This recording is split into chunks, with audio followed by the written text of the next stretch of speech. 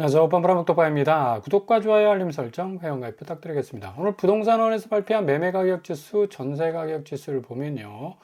다 붙어 있죠. 이렇게 싹 붙어 있습니다. 몰라보게 붙어 있어요. 한 달 전만 해도 뭐 계속해서 상승세를 탄다고 얼마나 많은 분위기를 띄웠습니까? 그럼에도 불구하고 현장에서는 절대 그렇지 않다. 누누이 말씀을 드렸어요. 이제 지표도 이렇게 따라오잖아. 다 붙었습니다. 무슨 자석이야. 찰칵찰칵 붙었네. 전세 가격 지수 조금 올라와 있죠. 서울이 약간 반등하는 어떤 모습을 보이는데 또 요거 가지고 또 이제 전세가 무지막지하게 오른다라고 이제 뭐 상당히 또 분위기를 띄울 가능성도 높고, 일단은 지금 상당 부분 수급 부분에서의 어떤 밸런스가 무너져 있기 때문에 전세 물량 자체가 좀 쪼그라들어 있어서 전세 가격 지수가 좀 올라가는 듯하게 보이지만 전세 수요도 좀 동시에 줄고 있습니다. 그거는 좀 말을 잘 안 하더라고요. 그러니까 대부분 지금 아파트 전세에 무리해서 들어갈 이유가 없거든요. 왜냐하면 전세자금 대출 금리가, 이거 내 집을 사기도 전에 대출 이빠이 당겨가지고 금리를 엄청나게 무는 것 자체가 비합리적이지 않습니까? 그래서 차라리 월세 쪽으로 가자라는 선택지도 있고, 오피스텔 쪽으로 또 선택지를 두는 사람들도 굉장히 지금 급증하고 있습니다. 그래서 굳이 아파트 전세 사람들이 생각을 안 해요. 기존에 갭 투자 때문에 얼마나 많은 이 매매가 왜곡 현상이 일어났었습니까? 매매 가격 변동률을 보시면 서울 쪽이 0.18 똑같이 보합세를 보이고 있고, 경기도도 뭐 0.09에서 0.10 거의 비슷합니다. 인천도 0.04에서 0.03으로 지금 나와 있네요. 요거 지금 굉장히 지금 보합세로 보이기는 하지만 이게 보합세가 아닙니다. 그러니까 확실한 가격 변동 직전에 나타나는 태풍의 눈과 같은 그런 양상이다. 고요하죠. 뭔가 움직임이 없죠. 뭔가 정지된 느낌, 정지 버튼을 딱 누른 그런 어떤 느낌을 나타내는 건 그만큼 그 숫자가 표명하고 있는, 그러니까 시그널로 보내고 있는 이 고민이 엄청나게 많다는 얘기입니다. 그러니까 이 뇌 속의 회로가 거의 빛의 속도 만큼 막 반짝반짝반짝 빛나고 있다는 얘기예요. 그만큼 집주인들이 엄청난 고민을 하고 있는데, 이거 고민 떠안고 있어봤자 아무 이득이 없을 텐데, 앞으로 서울 집값은 경제 전체 구조상으로 볼 때 이건 그냥 정리수순으로 갈 수밖에 없다. 전세 가격 변동률도 뭐 이렇게 지수로 나오고 있지만 그렇게 크게 뭐 요동치는 모습을 보이지 않고 있습니다. 이건 뭐 올랐다고 말하기는 좀 그렇지 않습니까? 0.15에서 0.16인데 아주 미미하게 미세하게 지금 움직여가는 그런 모습을 보여주고 있다는 얘기죠. 그런데 이제 뭐 관망세 속에서 서울 집값은 특별히 강남 서초가 전세값 위주로 지금 당연히 여기 선호도가 높지. 여기는 꼭 이쪽으로 이사 가서 전세를 살아야 될 사람들이 집중적으로 이 전세 수요가 지금 몰리는 곳이기 때문에 어차피 요 파이 안에서 보면 전세값이 올라가는 것으로 착시 현상을 일으킬 수가 있어요. 그러니까 쭉 펴서 봐야 된다는 얘기예요. 그러니까 이게 서울 핵심 입지에서의 어떤 이 가격 변동상만 보는 게 아니라 전체적으로 봐야 되는 거예요. 전체적으로. 그러면 이 전세값 자체가 그렇게 크게 상승세를 띌 만큼의 어떤 탄력성을 가지고 움직이고 있지 않다는 걸 금방 알 수가 있습니다. 전체적인 지도를 보면 대체적으로 서울도 보합세 다 붙어 있습니다. 지금 뭐 이 울산이 조금 삐쭉하고 올라오고 있는 그런 추세인데, 여기도 뭐 지방이니까 어쨌거나 저쨌거나 서울, 경기, 인천, 부산, 대구 너나 나나 할 것 없이 상당한 어떤 하방 압력을 받고 있기 때문에 살짝 올라오는 그 추세들은 별 의미가 없다.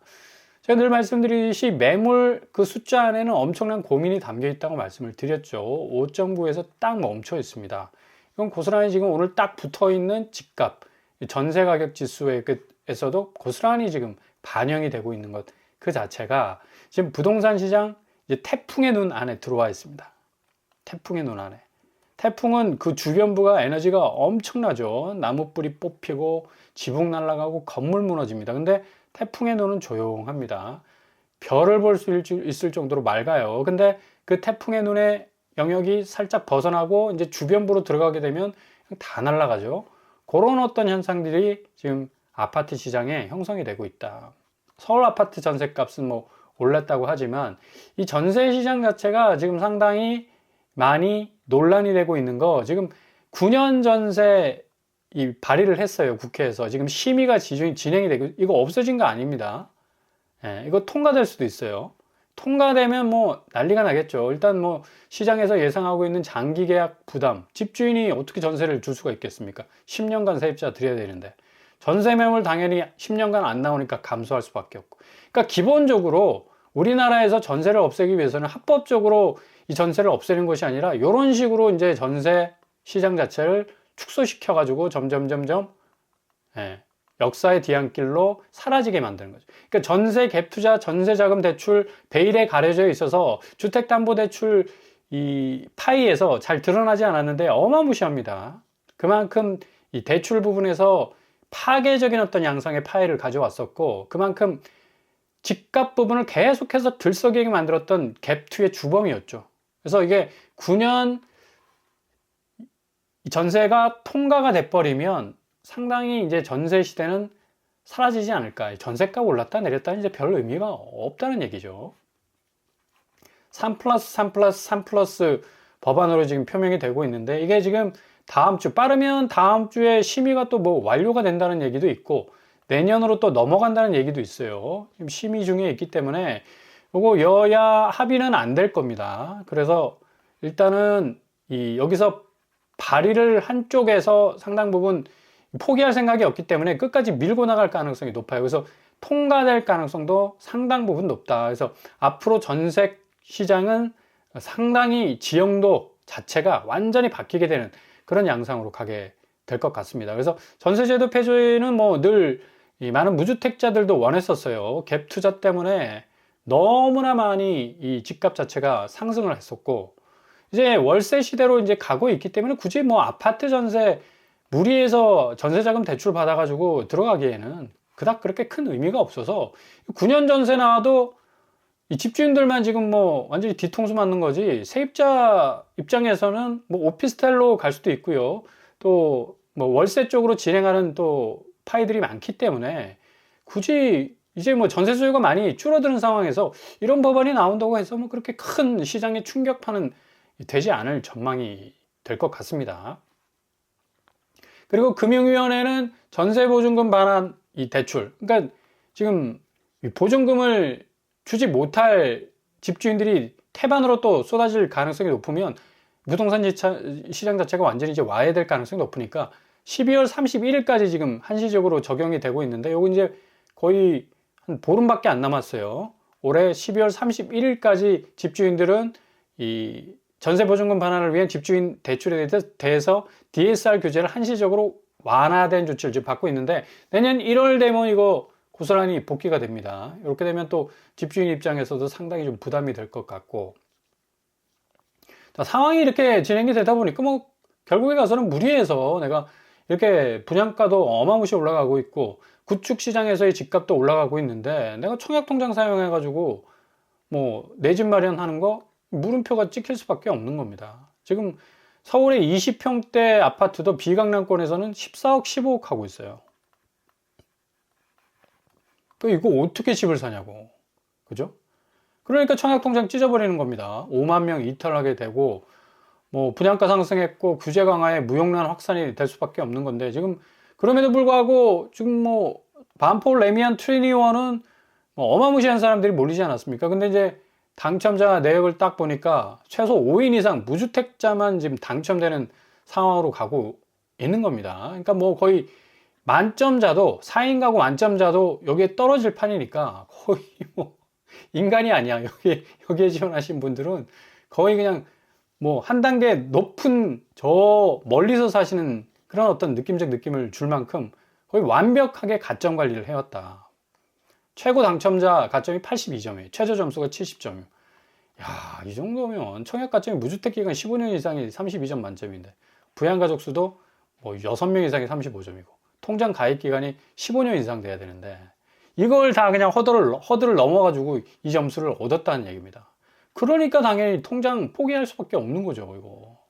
어떻게 통장으로 경쟁을 해가지고 들어갈 수 있겠습니까? 추첨자 외에는 이게 답이 없다는 얘기입니다.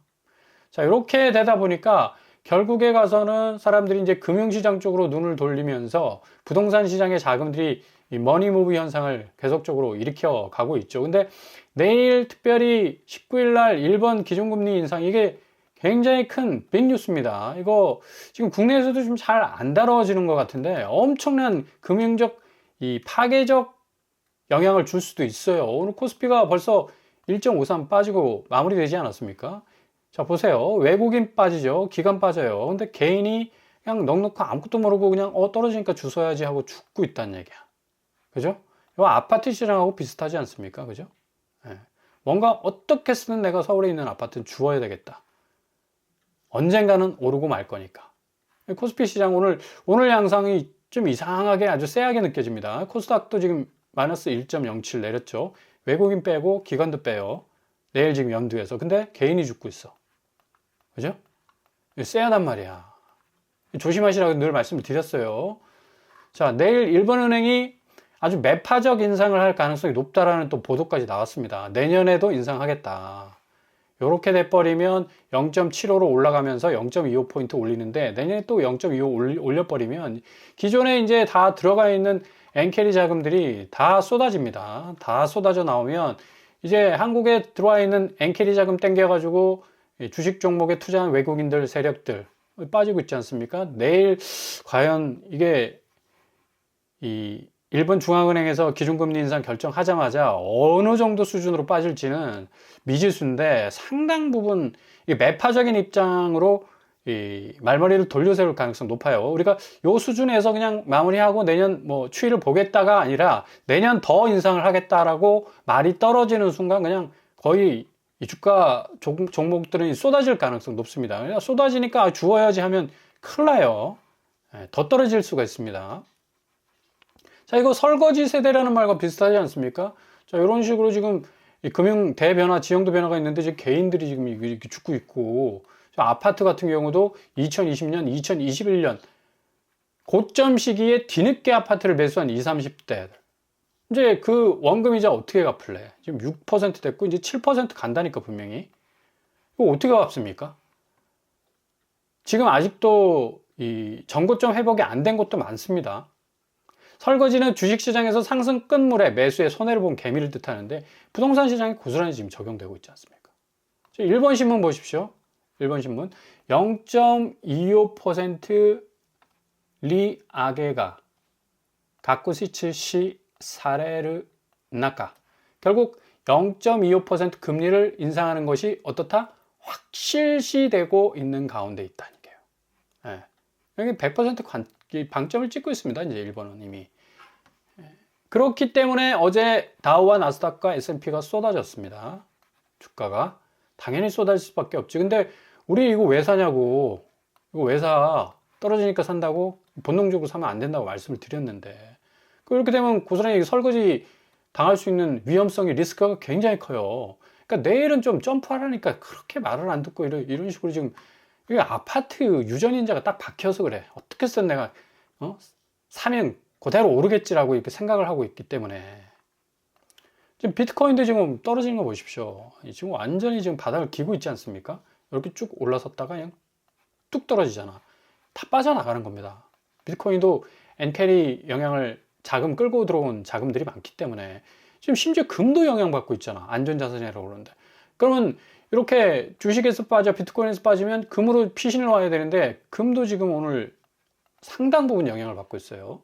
그러니까 이게 지금 무시 못한다는 얘기입니다. 근데 국내에서는 이게 금융시장 이 대변동성에 대해서 이 위험성에 대해서 제대로 지금 이 경고를 울리지 않고 있다는 것 자체가 굉장히 좀 큰 문제라고 생각이 들고요. 일단 유동성 부분에서 부동산은 결국 뭐 어느 시장이든 마찬가지인데 돈의 힘을 잃어버리면 아무런 소용이 없습니다. 결국 돈의 힘이 푸시를 해줘야지 오를 거 아닙니까? 근데 계속 오른대. 지금 20조가 빠졌는데 주택시장에서 아파트 거래 금액이 무슨 힘으로 오릅니까? 게다가 지금 엔캐리 자금 다 회수돼 버리면 주식 코인에서 돈 잃어버리면 집도 못 사요. 결국에 가서는 기승전 어디다? 아파트 시장 가격 대조정기가 온다. 대폭락 얘기하는데 진짜 올 수가 있습니다. 이번 내일 19일을 기점으로 해서 아파트 시장이 엄청난 어떤 가격 조정기가 첫 단추가 깨질 수 있는 그런 어떤 상황으로 갈 수가 있어요. 지금 조짐을 슬슬 보이고 있는 마포구 뭐 3억 떨어지고 1억 8천 떨어지고 1억 5천 떨어지고 좀 미적지근하게 떨어졌었습니다. 근데 좀 뭐 급매로 빨리 던지신 분들은 3억 이상, 뭐 30% 이상 빠지고 나오는 그런 어떤 영향을 보이는데, 요 첫 단추가 고스란히 쭉 도미노처럼 이어질 가능성 높고, 용산구도 마찬가지예요. 용산구도 2억 4천 빠지고 이러겠죠. 약간 뭐 미지근한 어떤 모습을 보였는데, 확실히 내일을 기점으로 해서 확 빠질 겁니다. 성동구도 마찬가지고 4억 빠졌죠. 센트러스 뭐 1억 5천, 1억 6천 빠지고 있는데, 기점이라는 게 굉장히 중요하거든요. 부동산 시장에서도 심리 부분이 상당 부분 많이 작용을 하고 있기 때문에, 주식과 그리고 비트코인과 금값이 굉장한 쇼크를 받게 되면 아파트 시장은 고스란히 그냥 같이 똘똘 말려서 올라갈 수밖에 없는, 그냥 그 쓰나미 속에 파묻힐 수밖에 없는 그런 상황으로 간다는 얘기죠. 노원구도 지금 3억 6천, 2억 8천, 2억 8천 떨어지고 있습니다. 20%, 많게는 40% 지금 하락하고 있고, 도봉구도 역시 마찬가지 3억 6천, 2억 9천, 2억 9천 하락하고 있죠. 강북구도 마찬가지입니다. 3억에서 2억까지 지금 하락하고 있는 추세를 고스란히 보이고 있는데, 이 하락 추세는 단기적으로 볼 때는 별로 떨어지지 않고 보합수로 가는 거 아닌가, 그런데 쫙 늘려서 보면 훅 떨어지는 그런 양상으로 지금 계속해서 가고 있는 건데, 내일 기점으로 해서 상당히 많은 어떤 변화들이 일어날 것 같고요. 오늘 국토교통부에서 발표한 부동산원 이 지표, 결국에 가서는 집값 자체가 딱 붙어 있는 걸 볼 수 있죠. 확실하게 지금 그 붙어 있는 상황은 앞으로 올라가기 위해서 붙어 있는 게 아니라, 확실히 하방 압력을 받고 있는 굉장한 고민에 어떤 빠져 있는 집주인들, 특별히 매도를 쳐야 하는 그 타이밍에 대해서 상당 부분 마음이 헷갈리는 사람들이 굉장히 많아졌다는 얘기고, 금융시장의 대변동이 급작스럽게 찾아오면 이것도 뭐 굉장히 매파적인 어떤 인상으로 갈 가능성도 높기 때문에, 일본의 영향은 상당히 한국 아파트 시장에 엄청난 태풍을 몰아올 가능성이 어느 때보다도 높다고 할 수가 있겠습니다. 그래서 오늘 부동산원 그 집값 지표는 굉장히 의미가 있다. 그러니까 지난주에는 뭐 다시 오른다 어쩌고 저쩌고 했는데, 이게 딱 붙어 있지 않습니까? 전국적으로 붙어 있고 서울도 붙어 있고, 이런 식의 어떤 이 지표는 상당히 의미가 있다. 앞으로 12월 말을 지나서 1월까지 무주택자에게는 굉장한 기회가 생길 가능성이 높습니다. 구축 가격이 정말 얼마나 드라마틱하게 빠지는지를 잘 살펴보신다면, 앞으로 진입로가, 틈새가 우회로처럼 쫙 열리는 그런 좋은 기회들이 여러분 눈앞에 나타나게 될 겁니다.